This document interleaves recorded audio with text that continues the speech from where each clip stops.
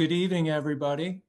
I'm Andy Zepp, the president of the Finger Lakes Land Trust, and thank you all for joining us tonight. We're going to take you on a little tour around the region, tell you about some of our recent projects, give you a preview of some we're working on, and also talk a little more generally about what some of the conservation issues our region is facing and some of the trends we're seeing. If you bear with me just a second, I'm going to fire up a PowerPoint here.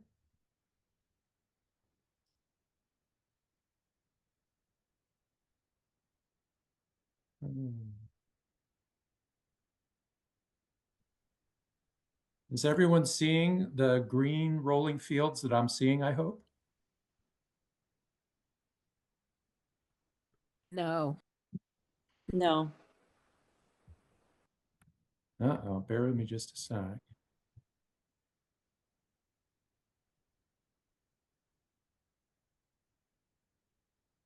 Bear with us just 1 second.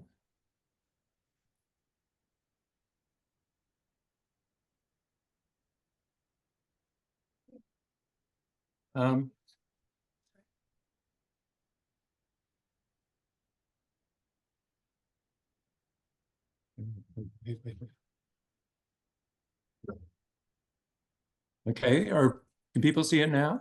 Looks good, Andy. All right, there we go. Thank technology.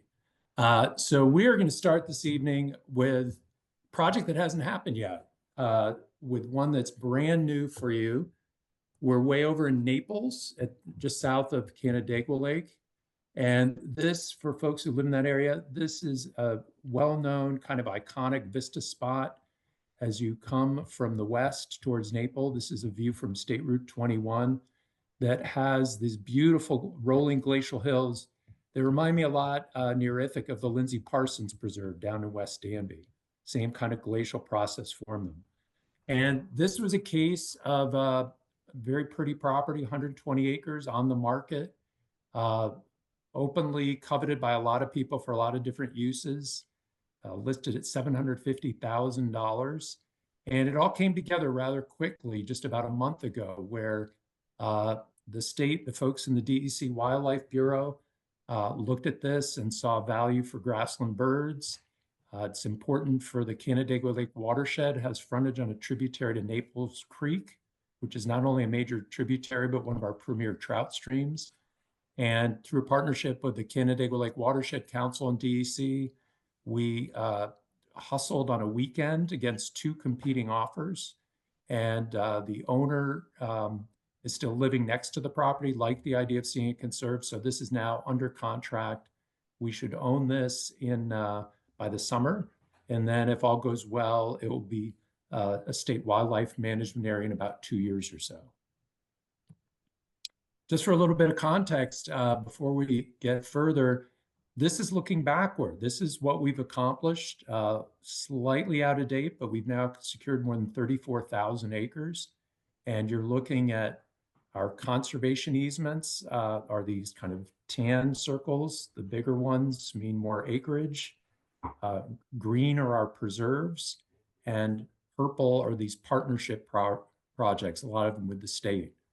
And you have to look closely because we acquired land on Bluff Point last year that a grand total of 60 acres are toehold there. And you really have to focus to see those little dots on Bluff Point. Sticking with the West, though, this is another fast-moving project in partnership with the state. This is the south end of Honeoye Lake, and this is in the heart of the largest relatively intact forest next to the Finger Lakes, encompassing the Bristol Hills. On your left, you're looking at an edge of Harriet Hollister Spencer Recreation Area, a really popular area for cross-country skiing. In the center of this frame, you're looking at one of the largest wooded wetlands in the region. And what you can't see on the right side, just off the photo, is our Wesley Hill Preserve and the Cumming Nature Center. And we moved quickly when 115 acres that connects Harriet Hollister Spencer to an extensive state wildlife area came on the market. It's this property you see highlighted in yellow. And it includes super steep slopes as well as a gorge with a 90-foot waterfall. And you can see how it fits in as a puzzle piece in this really wild landscape that is starting to see development pressure because it's beautiful and you're only about 45 minutes or so from the Rochester area. So as we still have time, trying to secure these key parcels and make sure these connections. On this map, a couple things. The purple colored parcels are ones we've already acquired, helping the state kind of create some integrity in their holdings. The blue is a little edge of the Coming Nature Center, and the kind of peach color, that's the Finger Lakes Community College's Mueller Field Station. And this fits into a larger effort that is perhaps not our most ambitious, but on a scale compared to Ithaca's Emerald Necklace, similar kind of project where we're looking to, again, take a forested landscape that has a lot of value for water quality, multiple public drinking water supplies, again, the largest intact forests proximate to our Finger Lakes, and some incredible opportunities for outdoor recreation. Hemlock and Canadice are the two only undeveloped Finger Lakes, which offer great paddling and serve as a drinking water supply for Rochester. Canandaigua Lake is also a public drinking water supply, and you have a branch of the Finger Lakes Trail, the Bristol Mountain Ski Area, and this is an area we intend to do a lot more work, and we just posted a project director position that's on our website, and that person will be based somewhere out in Ontario County, either in the project area or nearby. And this is an area we've been working for many, many years. You're looking at the south end of Canandaigua Lake, where we added another puzzle piece in yellow here. That's a 35 acres of hill on Nundoeo or Great Hill or South Hill or the Whaleback, all the same name for the ridge, the forested ridge at the south side of Canandaigua Lake. And looking here, you can see how we've acquired other parcels for the state here. We have our Nundoeo and Great West River preserves that we own and manage. And what you can't see just off this map is also several conservation easements. So we've already completed about 15 projects here and want to do more. Here's what that area looks like from above. You can see extensive wetlands, forested ridges, and that's why this area is recognized as an Audubon important bird area. Now, jumping across the region, this was a big year in Skaneateles Lake watershed, which is the only major drinking water supply that is unfiltered. So unlike Hemlock and Canadice, where Rochester built a large and expensive filtration plant, Syracuse has avoided that fate because they've been able to maintain the high water quality standards in Skaneateles. In fact, in New York State, the only two major cities that have this waiver are New York City for its Catskill water supply and Syracuse for Skaneateles. But as anyone in the area knows, they're seeing a lot more development pressure. And this view is just outside the east edge of the village of Skaneateles. And there's a little small brook called Shotwell Brook that is in the kind of the center of this frame. You can see some wetlands there that enters the lake right by the city's water intake.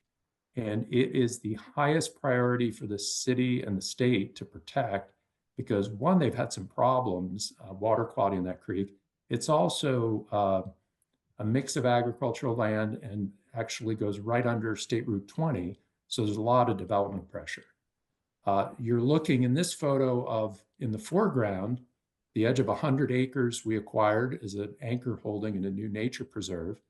And the field in the background, by using state source water protection funds, is now under conservation easement with mandated stream buffers.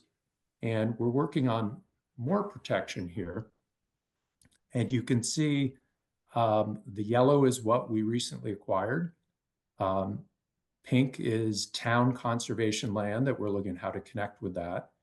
You see easements, one complete and one in the works. And we're looking to acquire other lands there. This is a very different kind of project.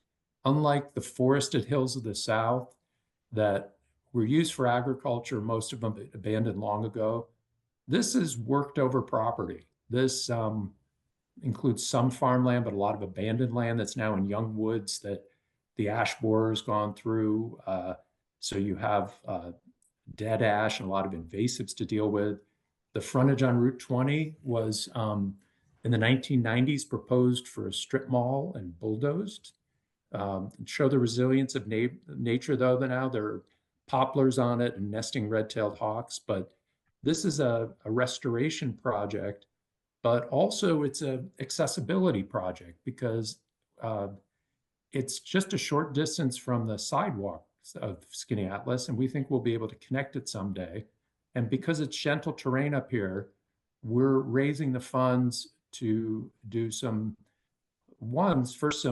major restoration of native plants and wetlands, but then 2 miles of trails that would include ADA universally accessible trails that would really make it easy access for nature in a way that you don't find in a lot of parts of the region.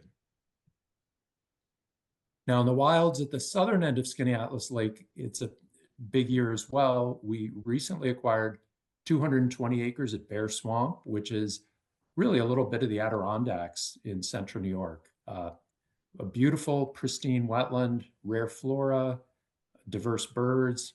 One of the only areas around you can find native tamarack at the edge of this wetlands. And this is not new for us. We've completed other projects there, and a lot of our work takes sometimes generational timescales to be there at the right time when land is being divested. In this case, that wetland you saw in the photo encompasses the headwaters of Bear Swamp Creek, which is kind of angling from the top of the slide. And we acquired 3 different parcels. You see 2 in yellow and 1 in red. And this follows an earlier purchase of 100 acres in purple. And this is what a lot of our work is kind of taking these fragmented ownership and landscapes and reuniting them. And in this case, we will partner with the state to add 3 parcels kind of on the right to the state forest. And then we're working with a farmer who currently leases the land in red to place a conservation easement on that land and leave it in private ownership.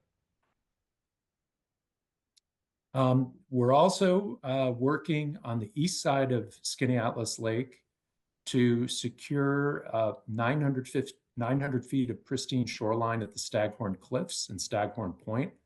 This is probably the most pristine stretch of shoreline in all the Finger Lakes. It is, we already have about a little less than half a mile of shoreline we already own. And this would put us past that point, more than half a mile conserved, including the fossil coral reef at the shoreline for which this is known, as well as this beautiful point that is definitely buildable and would otherwise sprout a 10,000 square foot home.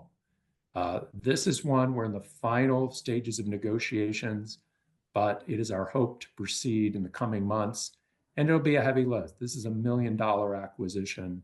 So on top of the other work in this area, this is going to be a big fundraising challenge for us. But this shows you kind of the payoff, the lands we already own.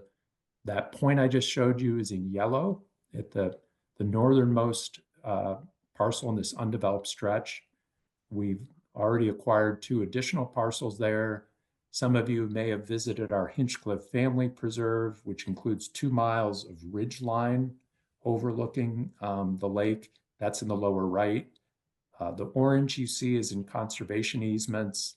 And then on the lower left, you can see on the hillsides, this is right next to Bear Swamp State Forest. We're also picking up parcels of the steep wooded hills there to secure them. Now shifting over a bit to Owasco Lake, where we've been a little bit less active. Pleased to report that we just went under contract for what will be a new nature preserve with real value for the Owasco Lake watershed and also for breeding birds. This is in an agricultural heartland between Skaneateles and Owasco, where intensively farmed. We're acquiring almost 300 acres that includes a significant portion of one of the largest wetlands in the watershed, but also very excited about the fact that there's also portions of the property that include drained wetlands and could be restored, and the potential for grassland bird management.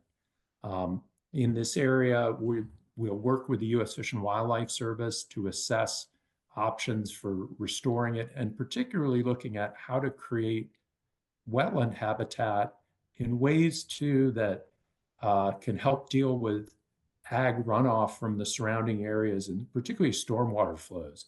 So more and more water is held back in these areas and can recharge the groundwater and leave those nutrients on the land and not go shooting down, in this case, Sucker Brook, that enters Owasco Lakes near the north end.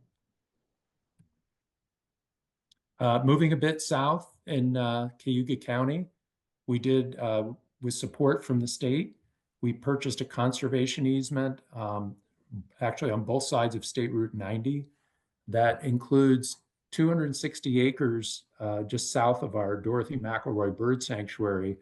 But most importantly, it has 10,000 feet of a beautiful stretch of Fall Creek that has native brook trout. And this is part of an ongoing effort where we're now under contract kind of between this easement property and our McElroy Sanctuary to purchase about 26 more acres on Fall Creek that should happen sometime in the next few months. Heading a bit south into Tompkins County, big year in terms of opening the new Sims Jennings Nature Preserve in Lansing. Beautiful views of Cayuga Lake across the Taganic, more than 200 acres. There's also, this was farmed in the past, brings with it considerable fields that we're managing for grassland birds. This one's working well, where we are allowing a farmer to take what we call late hay, so harvested after the birds have fledged. And that saves us the alternative, which is paying someone to brush hog it. So this is working well. If you haven't been there, beautiful area, gentle walk through these meadows, and then suddenly takes you to a very deep gorge that drops, over 100 feet down to the lake with some great views across the lake. Also, we opened Margaret's Woods. This was a bequest to the land trust by the late Margaret Bald. It's a beautiful woodlot that is over 100 acres adjacent to Robert Treeman State Park. And we're partnering with state parks where this, we added 1.4 miles of trails that connects to the Finger Lakes Trail. And at some point in the not too distant future, this will be donated to the state as an addition to Treeman State Park. Now, as you've heard, we're doing a lot of work with the state, and probably from a staff standpoint and our finance committee, we're most happy that the state actually purchased 3 parcels recently, just in the past month or so. And you're looking at one of them. This is a property that's in Ithaca's Emerald Necklace, just east of Ithaca. You can see State Route 79 in the lower part of the frame here.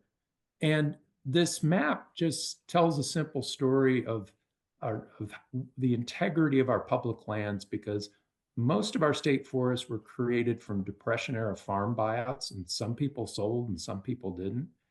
And that hasn't mattered for a lot of years, because most of these properties were places to hunt deer or cut firewood. But now people are spreading out, and as development comes into these areas, there are some significant impacts on the adjacent public land, both in terms of habitat and recreational use. And here you can see how this over 100 acres is almost surrounded by the state land, and yet it has full road frontage.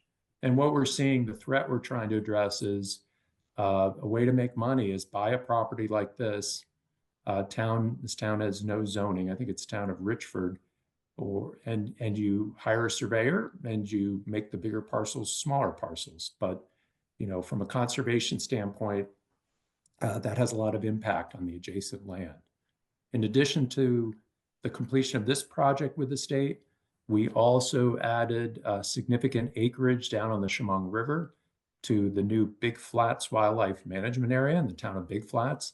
And then way over in Victor in Ontario County, we added a key parcel to the Ganondagan Historic Site that is managed by New York State Parks. Now, jumping back to that Robinson Hollow parcel, that is just across the valley from our Summerland Farm Preserve in the town of Caroline. And one of the reasons we're securing this land, and particularly with an eye on connecting our conserved land, you're seeing a photo taken this December. I guess the bear was getting ready for hibernation, but a bear trekking across our Summerland Farm Preserve. And this area, with the reforestation of many hills, we now support black bears, as in the Hemlock to Hightor area.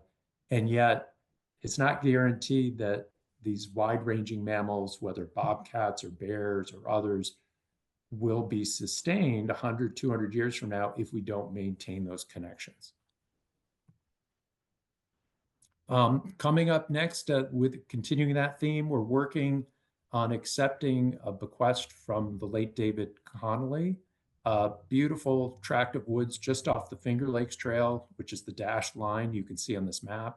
This is in Kennedy State Forest, right behind Greek Peak in Cortland County. And on the inset map there, you can see the gaps we're trying to fill in on this large tract of forest. The yellow is this 108-acre pending addition. And then the orange are 3 different conservation easements. So we're using both techniques to, again, try to just secure these large blocks of forest, which are so valuable for the future because they are more resilient in the face of climate change, provide more diversity, and less prone to invasive species as well. Shifting down to the Chemung River, an ongoing focus area. We are close to finalizing an acquisition of about 1,000 feet on the river, 24 acres, that great habitat for waterfowl and bald eagles, also be a public access point. This is east of Elmira, and this will be conveyed to the New York State DEC for management and new public conservation area. We also have an ongoing focus on farmland protection. This is an area where we've focused particularly where we have our best farmland and there's threat to it. Done a lot of work in the town of Canandaigua in partnership with that town, Skaneateles Lake watershed, and then here just outside of Penn Yan on State Route 14A, which has some of the best farmland in the Northeast. And yet, over the last 10 or 15 years, every time I drive that state highway, there's a little more commercial development and the farmland is giving way.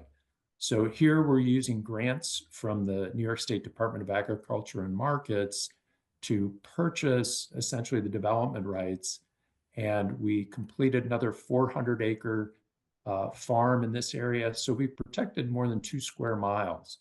And it's important because we want to create a large block of farmland so that it is more resilient in terms of economic viability, because we can't know, the best approaches or what will be viable looking 100 years down the road, given how dynamic, farming and farm economics is.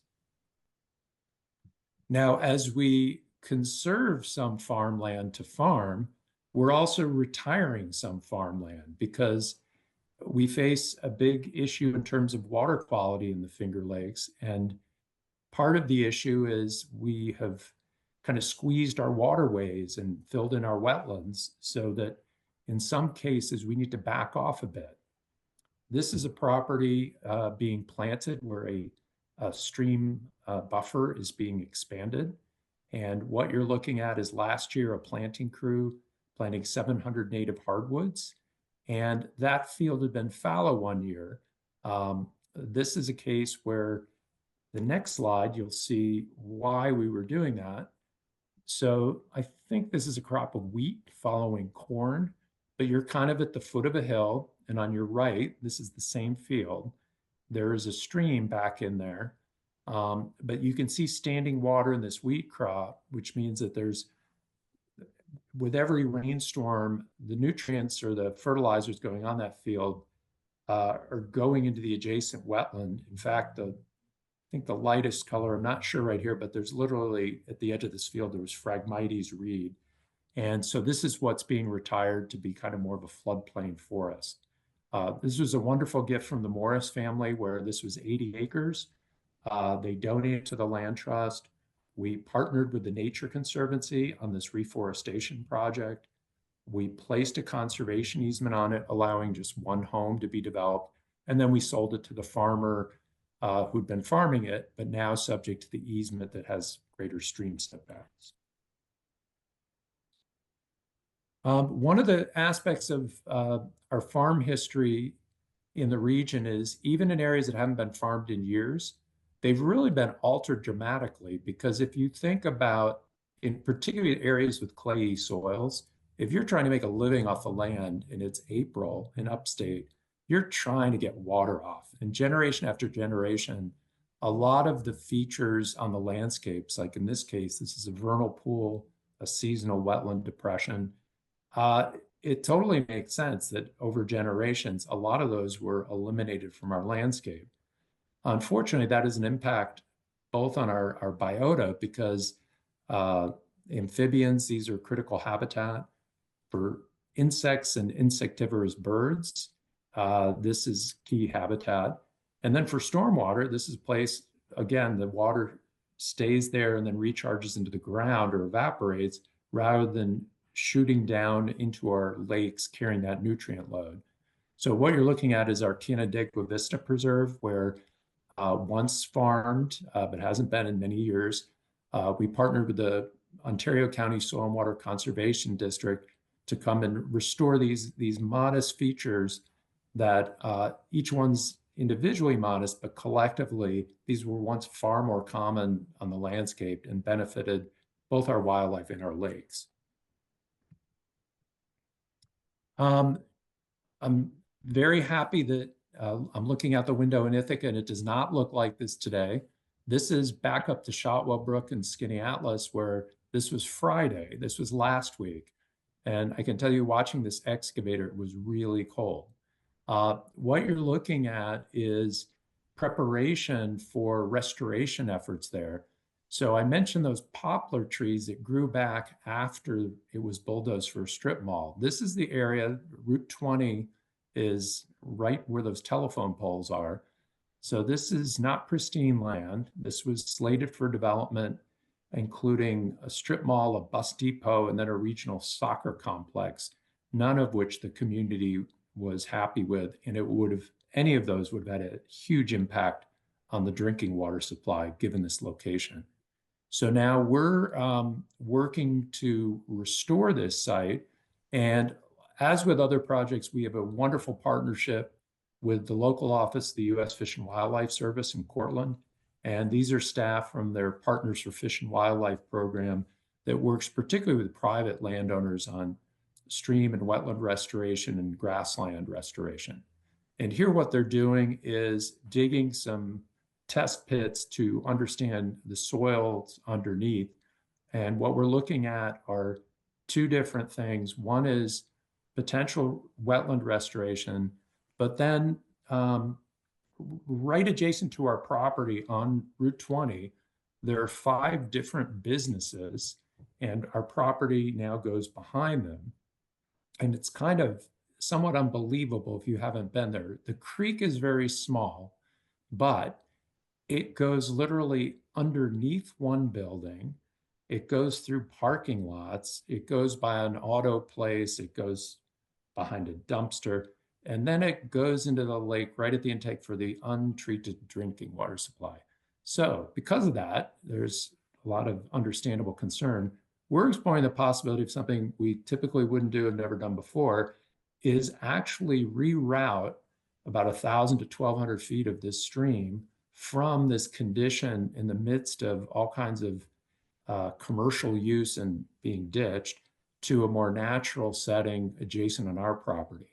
So this is may not happen, but it's something we're exploring because of particularly the combination of not a good situation for unfiltered drinking water and the opportunity to really do a much better habitat for wildlife.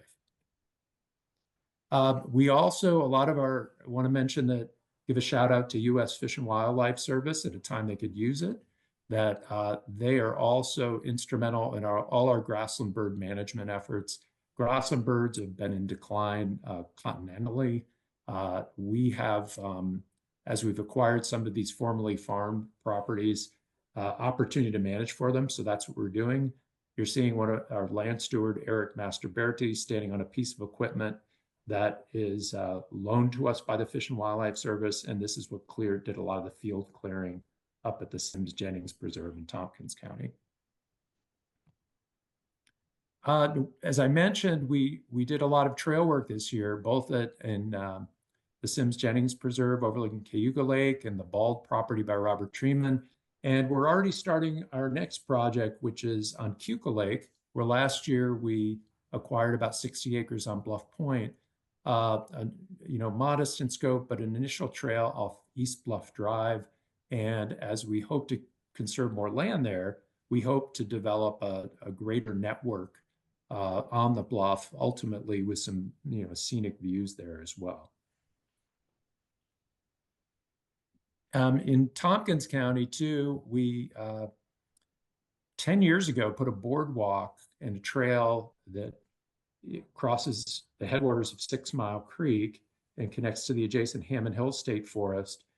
And we're undertaking a big project this year because that fairly accessible boardwalk and trail is not ADA or universally accessible.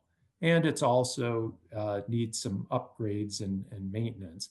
So we've received support from several sources, and we're going to be enhancing the trail, expanding it a little bit, and then making it our first true ADA and universally accessible trail.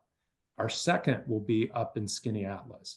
So where appropriate, we really want to provide that as a service. And in this case, we can do so in a way with just a little more investment in a way that doesn't really alter the site very much at all. Now, I just went through kind of an overview of a lot of projects underway and really, I think, a lot of good news. Do have to talk a little bit about our unmet challenges. And as most of you probably all know, we continue to have harmful algal blooms. This is in part due to climate.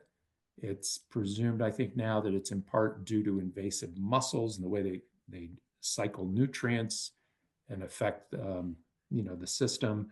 And then, though, we continue to focus on what is also a significant part is this issue of runoff into our lakes of sediment and nutrients, particularly associated with intense storm events. So that's where you heard about some of these projects we're doing and how they benefit that, but there's far much more to do. This is a view from Owasco Lake in a past outbreak, but really all of these lakes have had experiences. For our part at the Land Trust, we're working with lake associations, soil and water conservation districts, and municipalities, but on just the stormwater and runoff issue and with the farm community, there really needs to be expansion of that work. And then it's not that we're in the midst of it, but if you haven't heard, there's also stuff going on where the city of Auburn and the town of Owasco have sued the state over their proposal to take a stronger role in watershed management. So there's a lot going on in terms of effort, but we've got a lot more to do. And I think part of that involves voluntary action that we're involved in, but also I think the state really does need to get a lot more serious of looking at this, because not only is it most of our drinking water supplies, it's also really the basis for our regional economy. One thing that's changed a lot is the land market. It has been red hot, so we're much more challenged. When I showed you those earlier properties where we had to jump into the market, it was fortunate. We were a bit lucky we could pull that off, and it's going to be more challenging. Remember 10 years ago where we would have comfortable conversations with a family and about plans for sale and know we had a little time. It's more challenging now, both because of a hot market, but also expectations of value, because as a charity, we have to justify what we pay by an appraisal process, but competing buyers don't. So that makes it challenging of even knowing on some properties on short notice what a property is worth. Fortunately, what you're seeing here, that is the property in Skaneateles on Route 20 that we purchased. So that sign has now been replaced by a coming soon nature preserve sign. And I do want to mention one project that's in process on a bit of very good news, a spot that's near and dear to me. You are looking at Wells College in the village of Aurora. And thanks to one of our members, who is a longtime Aurora resident, Great Spates, she acquired about 1,000 feet of lakefront from Wells College, and with the intent of working with us in the village to make it a village park. So for any of you who've driven into Aurora on the south side on Route 90, it's essentially the undeveloped land on a cove that is a wonderful place to just stop and look out over the lake, a waterfowl concentration area.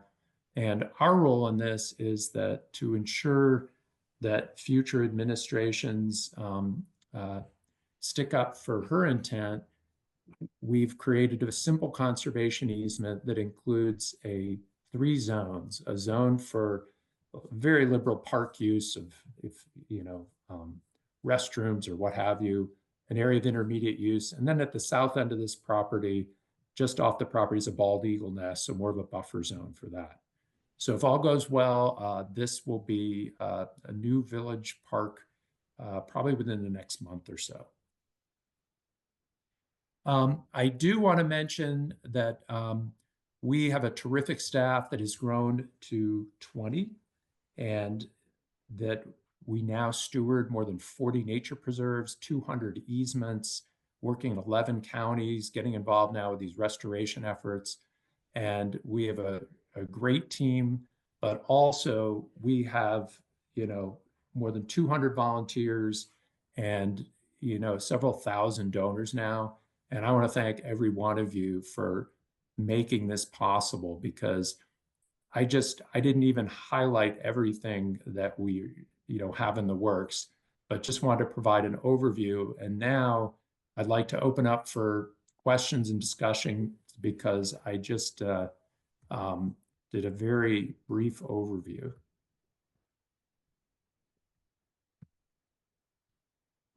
Andy, could you comment on the criteria for acquiring or protecting parcels that are standing alone in a watershed? In other words, not obviously a piece of a larger puzzle. Well, since the beginning of the land trust, because we cover an area the size of a small state, the 11 counties, that we've recognized we need to have focus areas, because if we protect 50 acres in isolation, it could be that it's really great for the 4 people who live next to that 50 acres, but it's probably more important in these areas where particularly there's already existing conservation land that could be added to, or these areas that provide special habitat that isn't found anywhere else. But really what we try to do is, one, not be so rigid that we can't be flexible if a great project comes up that we weren't focused on. But particularly those areas like the south end of Skaneateles or the south end of Canandaigua Lake, they're recognized for so many different reasons. They're recognized as Audubon important bird areas. They have a extensive trail system for recreation. They're really important for public drinking water supplies. They're quite scenic. So we really try to look for the convergence of values. But again, increasingly, we're trying to grow partners. So for example, on that isolated land, we've partnered with municipalities, and sometimes we've held a watchdog role to make sure that the municipality stands by that land. So for example, in the town of Geneva, the town of Dryden, the town of Canandaigua, town of South Bristol, we've helped create municipal conservation areas because we just know that our capacity is constrained and we can't possibly be the absentee owner of everything. But we're hoping to grow that. And we've also worked with other nonprofits. So we do see in the future, we need to grow more conservation capacity at the local level.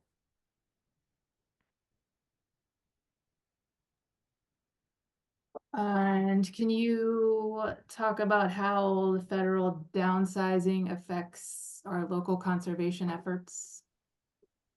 Well, two direct ways, or well, three, there's a bunch of ways. I've referenced the Fish and Wildlife Service, which is frankly one of our smallest federal agencies and has had very modest budgets as long as I've been around. We're concerned that I mean, literally, there's two guys based out of Cortland driving all over the state and doing this Partners for Fish and Wildlife. They're outstanding. They're excellent. So we're concerned about that. Our national forest, I think literally Finger Lakes National Forest, I think has 4 employees. So, I mean, they do an incredible amount of work with what they've got.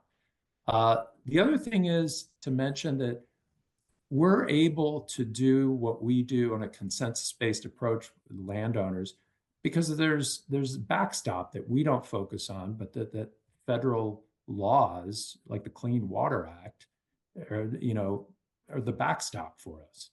And then lastly, less to do with conservation funding, but New York State's budget has a lot of federal money in it.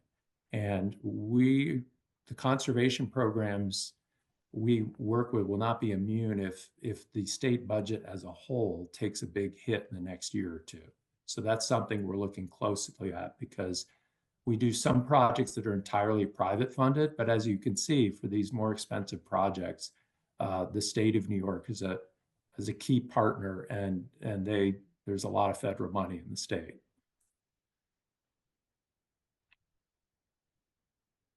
Hey, Andy, what invasive species are you most concerned about? Oh, good question. I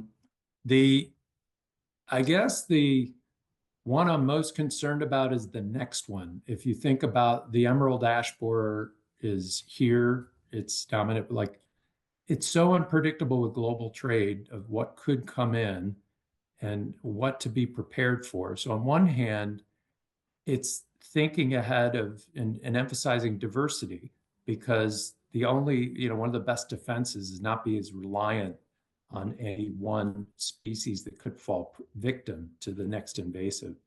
In terms of on our management on the land, where we already have a number of invasives, we're looking at trying to address in limited areas, hemlock woolly adelgid, a lot of invasive shrubs that we're dealing with. The one that's spreading now, I see a lot of is privet. This is plain old, it's Chinese privet. It's the shrub you see in many downtowns as a hedge. It's been a pest in the Southeast for a long, long time. And I don't know why it's exploding here now, but we're seeing it particularly in the Eastern Finger Lakes. And what makes it particularly problematic compared to, say, barberry or honeysuckle or these is it has tons and tons of stems. So it it suckers and it seeds, and it's harder to physically deal with it than some of the other ones.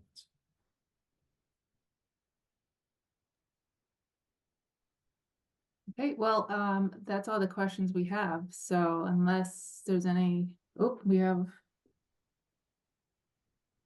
have a comment from Chris Scholl that says he was driving by the Sims Jennings Preserve in the late morning today and the parking lot was full. That's good to hear, Chris.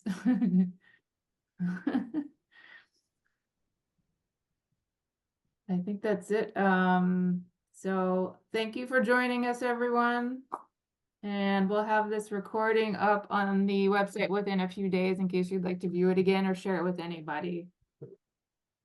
Great, and thanks. And if you don't hesitate to contact us if you have any follow-up questions and for some of the stuff we didn't talk about, because there's more going on than just what I covered.